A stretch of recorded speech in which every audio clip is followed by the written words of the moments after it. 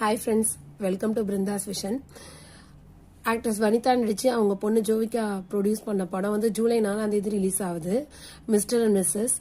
இந்த படத்தை பற்றி எல்லாரும் ஆபாசமா இருக்குன்னு கமெண்ட் பண்ணுறாங்க. பட் வனிதா மேம் என்ன சொல்லியிருக்காங்கன்னா, இந்த படம் ஒரு யதார்த்தமான பாக்யராஜ் கதை மாதிரி இருக்கும், ஒரு family story. In fact modern Bhagyaraj கதை மாதிரி இருக்கும்.